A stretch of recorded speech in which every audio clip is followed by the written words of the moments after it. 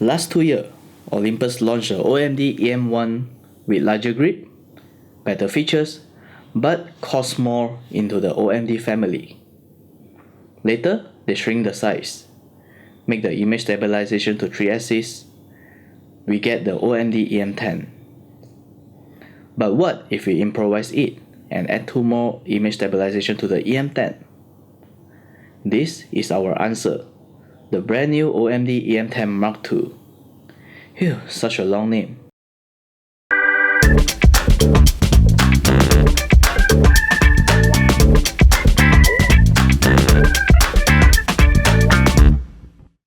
Welcome to Dygadget, and I'm Jack Leroy.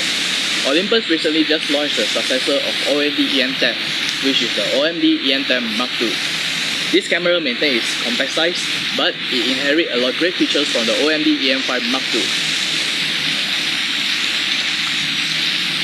Unlike other compact size cameras in market, all the buttons and layout on the OMD E-M10 Mark II is very well spaced.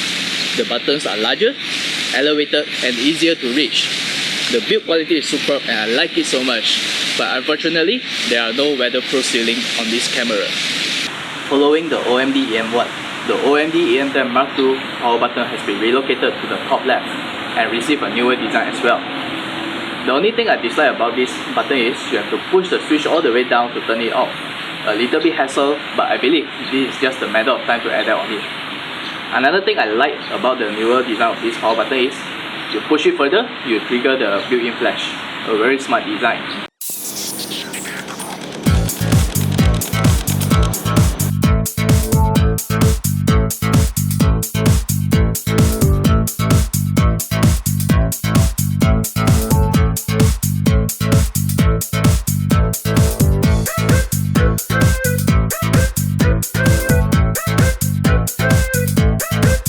The spec in E-M10 Mark II is basically similar to E-M5 Mark II. Just take out the 40 megapixel high resolution, the articulated screen, and of course the weather sealing. This is basically a shrink down version of E-M5 Mark II.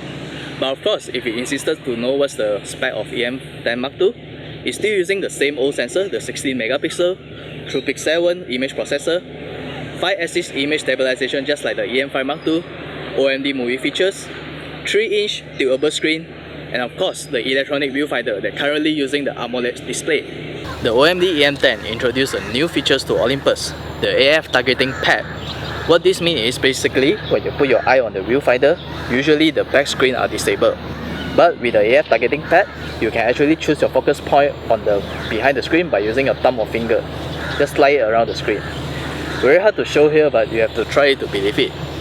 And this feature is not new since Panasonic had it long time ago, but it's great to see that Olympus implemented it into their camera. Another new addition in the OMD E-M10 is the SOVF. What does SOVF stand for?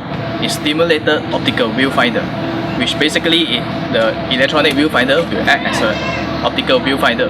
But do bear in mind that this is still not a real optical viewfinder. And I do notice there are slight frame rate drop when using the OVF. As for myself, I'm quite comfortable using the EVF, so I don't know when is the time that I should use the EVF. But I do welcome all this extra addition into the new Olympus camera.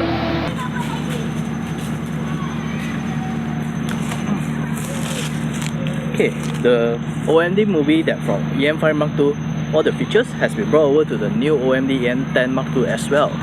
You get the same 60 frames per second video, Full HD, or 120 frames per second for slow-mo.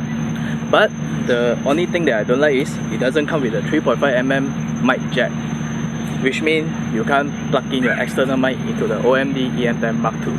Okay, so here's the test video from the OMD E-M10 Mark II with the in-built mic, and let's see if the 5-axis image stabilization works in the video as well.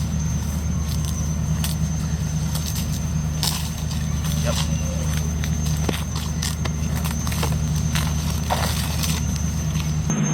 Okay, right now I'm going to shoot some low light in different ISO so that we can see the differences.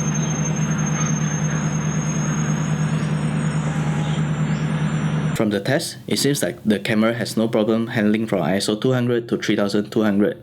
But from ISO 6400 onward, the color integrity is still well maintained but with minimal desaturation. The color appears to be dull, less saturated in ISO 12800. Image also appears soft and noise is present in the ISO 12800. So we have come till the end of our video, the Olympus OMD E-M10 Mark II review. What do I think about this camera? For me, even though the sensor is still the old 16 megapixel, it is still a very capable sensor for today's standard. Plus, the OMD E-M10 Mark II came with rich features, a good lens support for Olympus, and most important, it is affordable. If you have any comments or questions to ask us regarding the Olympus OMD E-M10, feel free to comment below the video. To subscribe us if you want to see more gadget review. And thanks for watching. I'm Jackie Love from Dygadget. See you.